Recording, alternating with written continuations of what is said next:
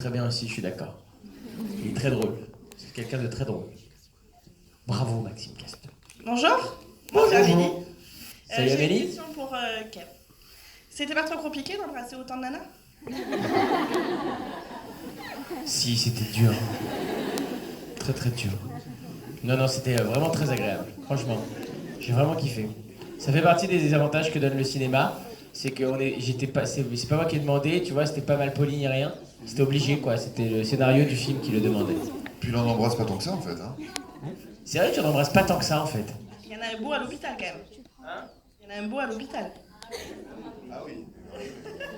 Oui, non, celui-là oui, mais c'est quand même. C'est l'actrice principale quoi, c'est normal, c'est une comédie romantique.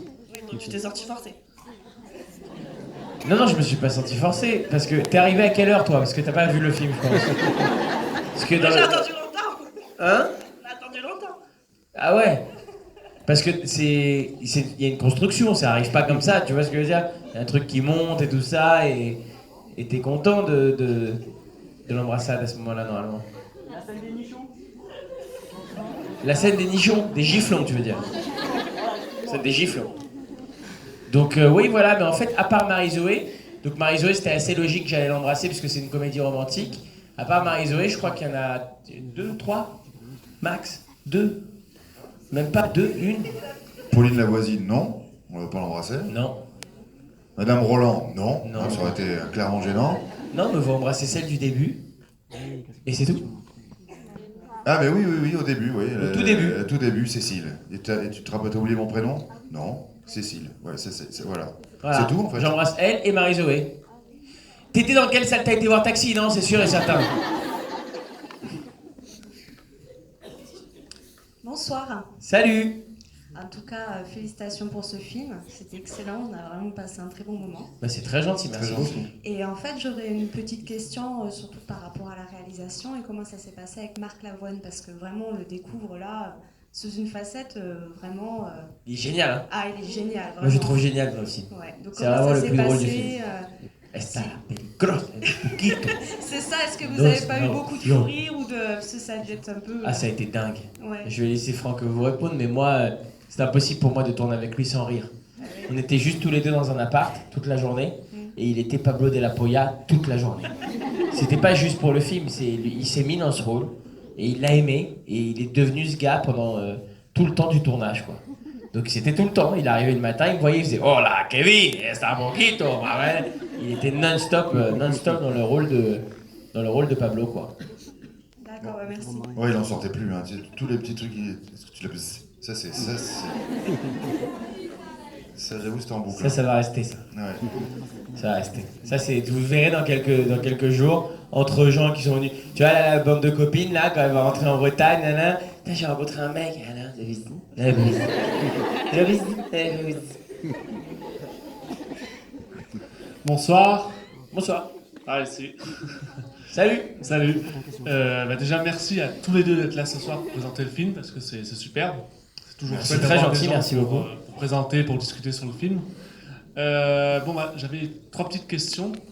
Une pour le réalisateur, une pour Kev, et une autre pour Kev, en fait. Cool, j'ai gagné. Juste pour le... juste au niveau de la réalisation... Oui, t'as oublié mon prénom. Hein. Non, enfin... oui, sur le coup, oui. Pardon. Mais non, c'était surtout parce que c'est vachement bien tourné, c'est vachement bien écrit, mais je me demandais comment ça vous est...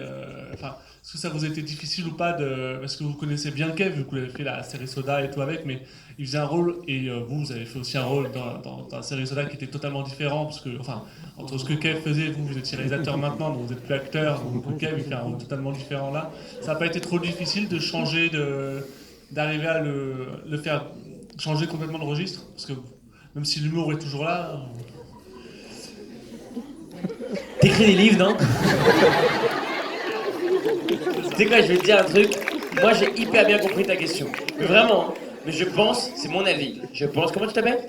Thibaut. Thibaut, je pense que t'as tellement voulu qu'on comprenne bien la question Oui, je sais. que tu nous l'as surexpliqué. C'est possible. Alors que la question est assez simple. C'est, vu que vous avez un rapport d'acteur à acteur dans C'est ça. Soda, là d'un coup tu deviens réalisateur, tu dois le diriger. Est-ce que c'est pas trop difficile? Ça marche mieux comme ça. Ouais, c'est ça, non? J'avoue, tu m'as perdu un moment dans la Non, phrase. mais c'est quand même. possible, c'est possible, c'est possible, mais c'est possible. Mais non, c'était. Et c'est une question intéressante aussi. Oui, oui, oui, tout à fait. Et, tu sais, on a réécrit déjà une fois que en tant que réalisateur, je réécris aussi le scénar pour me l'approprier. Ensuite, je passe avec chacun des comédiens, dont Kev évidemment qui participe à l'écriture, ça c'est certain, il participe à l'écriture. Et en plus, juste sur son personnage aussi, on retravaille le champ lexical du personnage, on retravaille, tu vois, quand il disait, même pour la vanne, qu'il a fait du sport pour son corps et tout ça, c'était pas juste pour me plaire. C'était évidemment pour qu'il puisse rentrer aussi avec confiance dans un rôle de séducteur, quelqu'un qui est bien dans son corps, c'était rentrer aussi dans une phase de confiance, quoi, pour jouer ce personnage qui est accro aux femmes, à la séduction et tout ça. Donc c'était changer déjà de registre, ça passait par là, comme dans plein d'autres rôles aussi. Hein. Et puis, ce que Franck aussi veut te dire par là, l'écriture et tout ça, c'est que le travail qu'on a fait ensemble sur ce film, on le faisait déjà sur Soda. C'est-à-dire que à l'époque de Soda, donc c'est plus difficile à imaginer pour toi forcément en tant que spectateur, mais à l'époque de Soda, quand on faisait des scènes déjà avec Slim, moi et le rôle de Patrick, ou même les jours où Patrick n'était pas dans la série, quand on avait un doute sur des répliques, quand on savait pas si c'était comme ça que ça se jouait, quand on se disait putain cette blague elle est un peu appuyée, non c'est bizarre de la jouer comme ça. Carlin, excuse-moi frérot parce que je vois pas le monsieur à qui je parle, merci beaucoup. Tu vois, c'était déjà Franck qui venait nous aider. Donc moi j'ai l'habitude de ça, c'est-à-dire que c'était pas une nouveauté, c'est pas comme si on était d'acteur à acteur sur le plateau de Soda, genre ouais mec, ouais cool, et que là d'un coup lui il vient, il me donne des indications. Déjà à l'époque de Soda, il me donnait des indications. Déjà à l'époque de Soda, et c'était lui qui venait sur le plateau et qui disait ouais non, cette vanne elle est pas bien, en plus là ça marche pas comme vous le jouez, donc venez, dites ça plutôt, ça va être mieux. Donc en fait on a toujours eu ce rapport là, c'est pas un nouveau rapport, voilà. Excuse-moi, je t'ai pris ta question, mais... Non, t'as tout dit. t'as tout dit. Rideau sur la question. Non mais voilà, Thibaut, c'est ça en fait. Merci Thibaut. Bonsoir. Bonsoir. Tout d'abord, merci beaucoup pour cette comédie parce que j'ai passé vraiment un bon moment. Donc j'avais une question pour Franck et une question pour Kev. Donc j'ai bien entendu qu'au niveau des dialogues, ils avaient été retravaillés entre vous. Je voulais savoir s'il y avait une partie d'improvisation laissée aux acteurs. Je pense notamment à la réplique où Mélanie hurle dans le micro quand tu as l'oreillette. Je suis partie en pleurs vraiment, ça m'a vraiment fait beaucoup rire. Et voilà, il y a quelques endroits comme comme c'est ça. pas la peine de gueuler. Ouais. C'est vrai que c'est marrant. Est-ce qu'il y a eu en plus du texte réécrit avec les acteurs, est-ce qu'il y a eu une part d'improvisation laissée au moment du tournage? Oui, il y en a toujours, mais en l'occurrence, non. La part d'improvisation, si elle se fait, c'est au moment des lectures, tu vois. Une fois qu'on a vraiment tout le casting et qu'on est tous ensemble, chacun des personnages, on les retravaille. On a fait des lectures juste Kev et moi, des lectures avec Marc, des lectures à trois, des lectures juste le couple, Marie-Zoé, Gabriel. Donc c'est là où en fait on reprend le texte tel qu'il est déjà réécrit, puis c'est là où on s'amuse, on se dit ah, on pourrait rajouter ça, on pourrait rajouter ci. Ensuite sur le tournage, on essaie de faire les plans serrés en étant déjà dans le texte, vraiment avoir la scène comme on la voulait, comme on l'avait répétée, comme on l'avait écrite. Et ensuite quand tu changes d'axe, quand tu refais même une autre prise serrée, oui, évidemment, on s'amuse, tu vois, on peut en faire une nouvelle prise un peu différente, en rajoutant des mots, en surprenant l'autre. Mais au final, c'est pas du tout présomptueux ou prétentieux ce qu'on va dire, ce que je vais dire, mais c'est pour nous dans une comédie, c'est quand même, il faut que ce soit assez juste et précis, quoi. Donc après, tu peux t'amuser à faire de l'impro, mais il y a un rythme, Donc si tu surprends l'autre et que tu vas un peu trop loin, parfois, plus c'est long, plus on se perd un peu. Mais il y en a dans le film, hein, néanmoins. Mais tous les trucs qui sont apportés, par exemple, le baiser dont on parlait tout à l'heure, c'est aux lectures qu'on l'a apporté, quoi. Donc c'était une forme d'improvisation de la lecture et des idées sur la lecture. Mais après, sur le tournage, oui, il y en a. Enfin, moi, en tout cas, je suis à fond pour, quoi. Mais comme on les a déjà bien travaillés avant, c'est pas qu'il n'y a pas de place à l'improvisation, mais on a l'impression qu'on a déjà la scène telle qu'on la voudrait, comme on l'a pensé, quoi. Il y a beaucoup de mots dans ma phrase, mais... J'ai compris. Oui, je me doute. Et la deuxième question, c'était pour Kev. Donc au niveau de la comédie, je trouve qu'il y a une belle morale finalement qui a été écrite, puisque l'amour va triompher sur la séduction. Et je voulais savoir si ça avait changé ta vision des femmes d'intégrer, enfin de jouer ce rôle et finalement je sais que quand on tourne un film, j'imagine on se met à fond dedans, à fond dans le personnage. Et est-ce que ça a changé ta vision vis-à-vis des femmes? Oui, je pense que ça a un peu changé sa vision des femmes. Alors, genre, je comprends pas bien la question parce que si ça a Par changé. rapport au séducteur, en fait, puisque tu es un homme, tu intègres le rôle d'un séducteur. Oui. Et les séducteurs, ils n'attachent pas énormément d'importance aux femmes. Et à un moment donné, seulement à la fin, quand tu tombes amoureux de Mélanie, là, ça prend une autre ampleur. Et je voulais savoir. Oui, non, mais d'accord, mais là, tu me parles pas à moi, Gabriel, tu me parles à moi, de ma vie de moi. Oui, Et voilà. tu me dis, est-ce que ça a changé ton image de Non, femme? parce que j'imagine que tu as travaillé le rôle, quand on s'en imprègne pendant un moment, Oui, mais on alors est obligé de le penser. Oui, oui, bien sûr, mais alors, déjà, non, heureusement, je pense pas tout ce que mes personnages font. Ça, c'est sûr, je pense pas que j'ai un génie ni un tapis volant dans mon garage, donc ça, c'est cool. Mais au-delà de ça, en fait, c'est un film qui est très girl power, dès le début. Dès le début, c'est ça que j'ai aimé, et c'est pour ça que j'ai adoré faire ce film. Gabriel n'est en aucun cas quelqu'un qui ne respecte pas les femmes. C'est le seul truc avec lequel je suis pas d'accord avec toi, enfin avec vous ou avec toi. Je peux te tutoyer?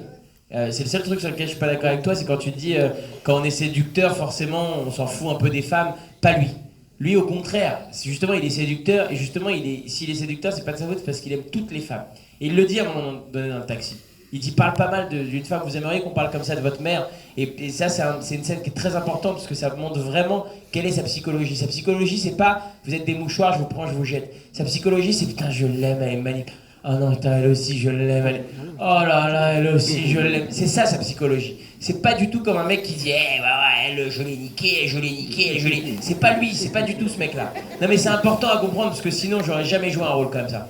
Et c'est d'ailleurs pour ça que Marie-Zoé, à un moment donné, donc le rôle de Mélanie, lui dit, je vous ai observé, Gabriel, et en fait, moi, je me suis trompé sur vous. Vous avez une vraie pathologie. Et on va la soigner ensemble. Mais vous n'êtes pas le salaud que je pensais que vous étiez. Parce qu'évidemment, exactement comme toi, quand il arrive dans le film devant elle et qu'il lui dit le mieux c'est qu'on couche ensemble tout de suite, elle se dit c'est qui ce connard, quoi, tu vois? C'est qui ce lourdeau? Et en fait, elle se rend compte que c'est pas ce mec-là. Lui, là, il a une vraie pathologie de la séduction, et c'est d'ailleurs pour ça qu'ils vont réussir à la soigner ensemble par leur amour. Donc oui, non.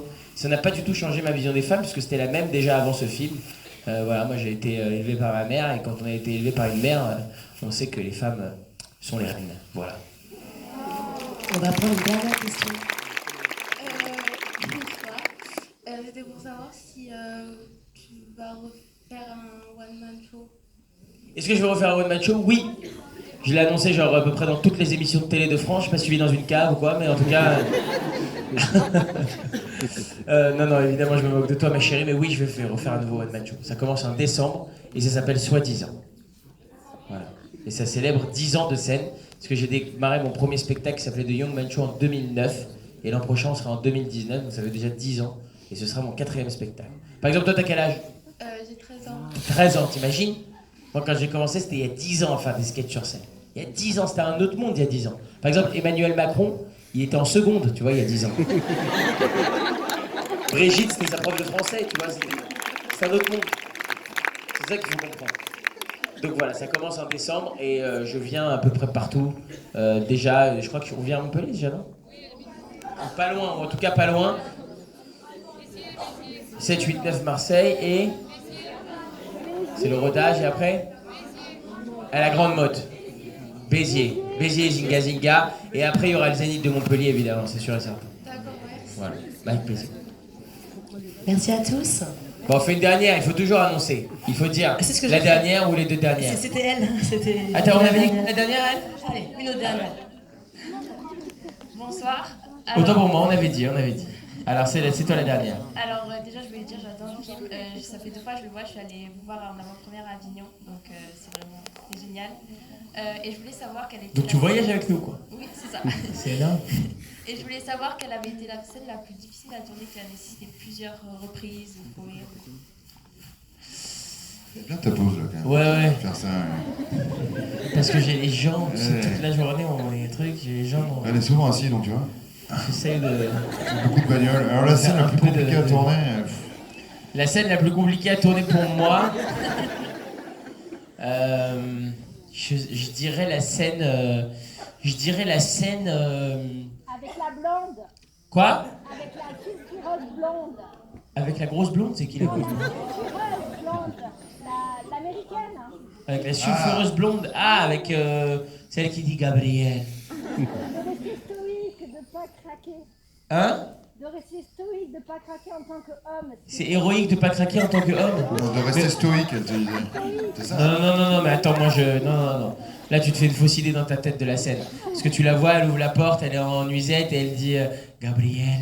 D'accord? Donc t'es dans ce délire, mais il faut imaginer que quand elle ouvre la porte et qu'elle dit Gabriel, moi je suis derrière un gars qui a une caméra avec un autre gars qui a un truc du son comme ça, avec un mec avec un truc nanana, et que elle, pour qu'elle soit, c'est du cinéma, ma chérie, quand elle arrive et qu'elle a un peu de tueur, ils lui mettent du petit coton pour enlever les aisselles de sueur, de trucs, et toi tu vois, elle te dit Gabriel, tu dis oui, ça va, calme-toi, tu vois, tranquille. Donc c'est pas si dur que ça de résister. Non, les scènes les plus dures pour moi à faire, c'était celle avec Marc Lavoine, vraiment. Parce que c'est quelqu'un qui est très énergique et qui donne à fond. Et il était vraiment à fond dans ce film. Et il m'a tué de rire, quoi. Il arrêtait pas non-stop tout le temps. J'étais parfois...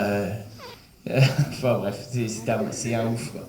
Donc voilà, c'était avec Marc Lavoine. C'était très intense pour moi. Et vous avez reconnu d'ailleurs que celle qui fait Henriette, Gabrielle, c'est celle qui jouait Dalida? Vous avez vu ça? Ouais. Isabelle Viti, ouais. Mais elle faisait moins Dalida, là j'avoue. Bon, en tout cas, merci beaucoup pour votre accueil. Hein. C'était un plaisir d'être avec vous, vraiment.